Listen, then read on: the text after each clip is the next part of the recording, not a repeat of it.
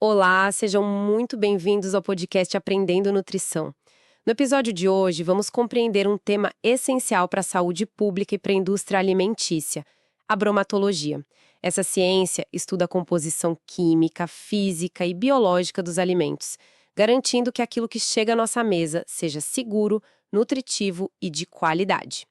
Prepare seu papel e caneta, porque o episódio de hoje é uma verdadeira aula sobre como a análise bromatológica impacta diretamente nossa vida e até mesmo as políticas públicas de saúde e nutrição. Exatamente. A nossa missão hoje é desvendar os bastidores do que a gente come, sabe? Aham. Porque a gente vai explorar toda essa jornada, desde como os alimentos são coletados lá naqueles silos gigantescos no campo, até como equipamentos de ponta conseguem literalmente enxergar o DNA de uma bactéria num único grão de feijão. Nossa, isso é muito louco. Sim, é conectar essa ciência super complexa de laboratório com o impacto real e social que ela tem na nossa vida. E, antes da gente entrar nesses laboratórios modernos que parecem coisa de ficção científica, eu acho legal a gente entender de onde surgiu tudo isso, né? Porque, assim, me vem na cabeça aquela figura do provador oficial de comida dos imperadores romanos. Ah, o clássico provador. Pois é, a rotina do cara era basicamente dar uma mordida num cacho de uvas, beber um gole de vinho, e aí ele suava frio esperando alguns minutos para descobrir se a comida estava envenenada ou não. Era a própria vida em jogo, literalmente. Total, era uma roleta russa. Então, como é que a gente saiu desse processo de tentativa e erro bizarro lá na antiguidade para uma ciência tão exata que hoje dita regras sanitárias no mundo todo? Olha, foi uma necessidade de sobrevivência, de verdade. Porque a preocupação com a comida não é nova. Como você falou dos romanos, os egípcios já salgavam carnes, eles tentavam melhorar a conservação. Sim. Mas a bromatologia mesmo, como uma ciência estruturada, ela precisou de uma crise para nascer. E isso aconteceu com força lá no século XIX, com os avanços da biologia e da química. Por causa da Revolução Industrial. Exato. A galera saiu do campo, foi para cidades, e a comida de repente precisava viajar longas distâncias. Ela precisava ser estocada. Entendi. A cadeia inteira mudou. Mudou tudo. E nesse cenário, a adulteração explodiu. Era assustador, sabe? A indústria começou a misturar gesso no pão para render mais. Mentira! Gesso? Gesso, pó de osso, leite recebia uns conservantes super tóxicos. Então a transição para a bromatologia aconteceu pela necessidade de proteger a sociedade moderna contra essas fraudes. Nossa, proteger contra uma cadeia globalizada que estava meio sem controle. Isso mesmo. Foi nesse base para leis rigorosas e hoje a área é super dividida, né? Estuda macronutrientes, micronutrientes, os aditivos e, claro, os contaminantes. E até a criação de alimentos fortificados. Caramba. Tá, sabemos o que ela faz, mas me vem uma dúvida bem logística agora. Como que esses cientistas analisam toneladas e toneladas de alimentos? É o maior desafio deles. Porque assim, eles não podem testar um campo inteiro de trigo, seria impossível. Sim, não tem nem viabilidade econômica para isso. Então eles precisam da amostra perfeita, né? Exatamente. A arte da amostragem. Esse é o ponto crítico. Um único erro nessa etapa e você compromete toda a análise.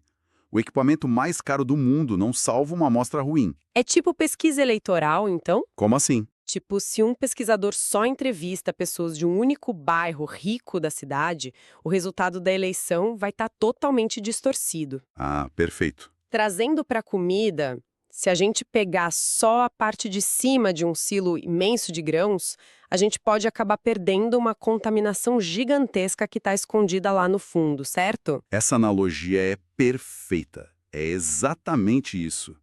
Sem representatividade real, um laudo pode acabar aprovando um lote letal cheio de micotoxinas e colocar a saúde pública em risco. Credo, é muita responsabilidade. É. E por isso existem protocolos muito rigorosos. A Anvisa e o FDA têm regras pesadas para garantir essa representatividade. E eles usam ferramentas bem específicas, Que tipo de ferramentas? desde espátulas esterilizadas até umas sondas de amostragem. Sondas. Imagina um cilindro de metal gigante. Eles enfiam isso nas camadas mais profundas de um silo de grãos e ele abre uns compartimentos para pegar um raio-x vertical de tudo. Nossa, genial! E isso funciona para tudo? Depende. Para alimentos muito homogêneos, tipo um tanque de suco bem misturado, uma amostragem aleatória simples já resolve. Porque tá tudo igual ali dentro. Isso. Agora, para lotes muito irregulares e heterogêneos, a gente precisa usar a amostragem estratificada. A gente divide o lote enorme em subgrupos e testa. E tem que cuidar com os perigos invisíveis. Quais perigos? Bactérias? Não, perigos do próprio teste, os erros. A gente tem erros aleatórios, tipo uma variação brusca de temperatura bem na hora que o cara abriu o pote de coleta. E os piores, que são os erros sistemáticos. O que seria um erro sistemático? Uma balança mal calibrada no laboratório, sabe? Ela sempre vai dar o peso errado, introduzindo um viés terrível na coleta. E é exatamente por isso que entender a bromatologia muda completamente o cenário na prática alimentar e na indústria. Ela permite identificar nutrientes, aditivos e contaminantes, assegurando que os alimentos estejam dentro dos padrões de qualidade exigidos. Mais do que isso, possibilita o desenvolvimento de novos produtos funcionais e nutracêuticos que oferecem benefícios adicionais à saúde além da nutrição básica. Segundo o Nichelle, 2018, os métodos de análise se tornaram cada vez mais sofisticados, abrangendo técnicas químicas, físicas e biológicas.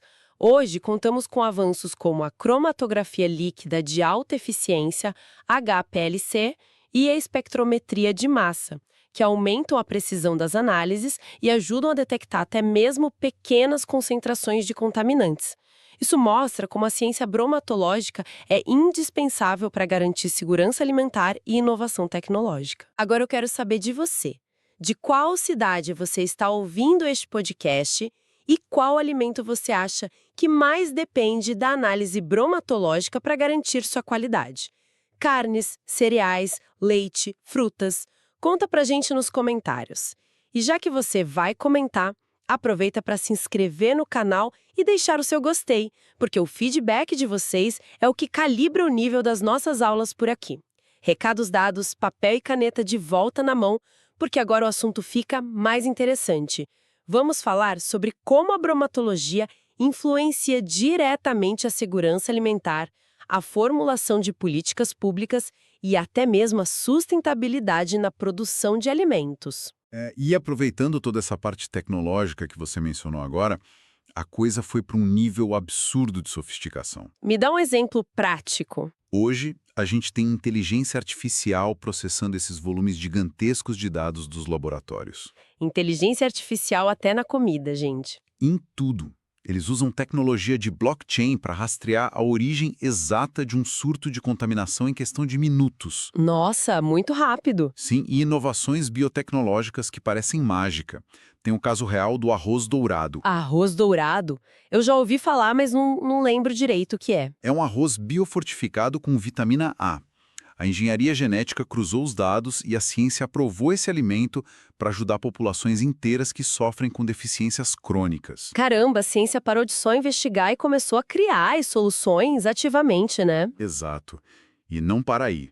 Tem sensores baseados em nanotecnologia que já estão sendo aplicados direto nas embalagens dos produtos no mercado. Sério? Como que isso funciona? Mas então, toda essa tecnologia, esses sensores, essas máquinas, eles não funcionam do mesmo jeito para um suco de laranja e para uma farinha de trigo, né? Ah, com certeza. A abordagem muda conforme o estado físico do que a gente está comendo. Totalmente. A matriz do alimento é quem dita a regra. A gente divide nas categorias sólidas, como carnes e frutas, onde o foco principal é caçar metais pesados e medir macronutrientes. Uhum. Tem os líquidos, como o leite e os sucos, onde a gente analisa muito o pH, o teor alcoólico, e os semissólidos. Tipo iogurte, geleia? Perfeito. Nesses, o laboratório foca na viscosidade, no comportamento da textura, o que a gente chama de reologia. Certo. E os alimentos em pó? Tipo um leite em pó ou aquelas especiarias? Nesses, a guerra principal é contra a umidade. E mais especificamente, a atividade de água. Isso é crucial para o tempo de prateleira, o shelf life do produto. Tá, pausa rápida. Qual a diferença entre umidade e atividade de água? Porque pra mim parece exatamente a mesma coisa. Muita gente confunde, sabe? Mas, tipo, a umidade é o total de água que tem ali dentro daquele alimento. Tá. Mas a atividade de água é só aquela água que está solta, que está livre para ser usada por micro-organismos. Se a água estiver muito presa no açúcar de uma geleia, por exemplo, o fungo não consegue beber essa água. Genial. Ele morre de sede no ambiente úmido. Exato. E aí a gente precisa testar isso usando os equipamentos em ação. Tem a cromatografia gasosa para aromas voláteis, tem maquinário para metais pesados. E como que isso acontece na vida real? Porque é muito conceito abstrato, né? Sim, sim. Se a gente pegar algo bem complexo, tipo um grão de cacau, como que a ciência sabe identificar a qualidade das diferentes variedades de cacau sem ter que levar dias e dias trancados num laboratório de química? Olha, historicamente eles faziam justamente isso. Levava dias usando química úmida, o famoso HPLC que você citou antes, mas o estudo de 2023 mudou tudo. O que eles fizeram? Eles usaram uma técnica de espectroscopia chamada ATR-FTIR. Outra sigla pesada. É o infravermelho. Basicamente, eles atiram um feixe de luz específica no grão seco do cacau. Aham. E a luz lê a assinatura das moléculas em segundos. Eles conseguem diferenciar as variedades de cacau com mais de 96% de precisão. Espera, mais de 96% sem destruir o grão? Isso, de forma incrivelmente rápida. É uma revolução para a cadeia logística. E isso é para análise química, né? E quando o problema é biológico, tipo achar uma bactéria perigosa? Aí entra o PCR. O mesmo da época da pandemia. O mesmo. Eles pegam um restinho de DNA do patógeno e o PCR amplifica aquilo milhões de vezes até ficar visível. Dá para caçar salmonela, E. coli e tudo. Nossa! E ver todo esse trabalho meticuloso nos laboratórios se traduzindo em mudanças reais no campo, nos supermercados, é fascinante, porque as leis de saúde mudam baseadas nisso. Totalmente. Tem um impacto enorme na formulação de políticas públicas. É essa ciência que dita as regras daquela rotulagem nutricional obrigatória que a gente lê nos pacotes? E a regulação dos aditivos também, né? Sim. E indo lá para a base, tem um papel gigante na sustentabilidade e na nutrição animal. É mesmo? Como assim nutrição animal? Pesquisas mostraram isso claramente. Teve um estudo feito com os genótipos específicos de batata doce, focados em produzir uma silagem de altíssima qualidade. Para alimentar o gado. Isso. Nutrir o rebanho com qualidade superior altera toda a cadeia depois. E outro estudo incrível de 2005 provou que até a adubação altera a hortaliça. O estudo da Caiguan que eu vi nos materiais. Esse mesmo. A forma como você maneja a terra muda drasticamente a composição bromatológica, os nutrientes da própria planta. Ou seja, tá tudo conectado de forma muito milimétrica. Mas tem um pequeno contraponto aí que me deixa encafifada. Manda. Com essas tecnologias todas tão precisas, que conseguem ver partes por bilhão de um contaminante, conseguem ler DNA de bactéria, por que a nossa sociedade ainda lida com recalls de alimentos contaminados o tempo todo? A gente sempre vê notícia de lote de queijo recolhido por listéria, alface com problema. O problema está no limite da ciência ou na complexidade da cadeia global? É uma ótima pergunta. O problema não é a ciência. A ciência tem as ferramentas perfeitas. A questão é que a cadeia de produção moderna é massiva. Ela é descentralizada e um pouco caótica. Caótica como? Imagina que um alimento tem ingredientes que vieram de 4 países diferentes. Eles viajam por navio, por caminhão, ficam em portos sob o sol. Entendi, a logística. É a entropia. É estatisticamente impossível você testar com PCR cada pedaço de alimento que circula no mundo. A bromatologia cria régua, exige os testes, mas a cadeia de movimentação global é onde as pequenas brechas logísticas acontecem. Uma porta de câmara fria que deixaram aberta, já era. Exatamente. Por isso que a bromatologia atua, ou precisa atuar, em conjunto com políticas rigorosas de inspeção contínua e rastreabilidade tecnológica. Por fim, uma nota importante.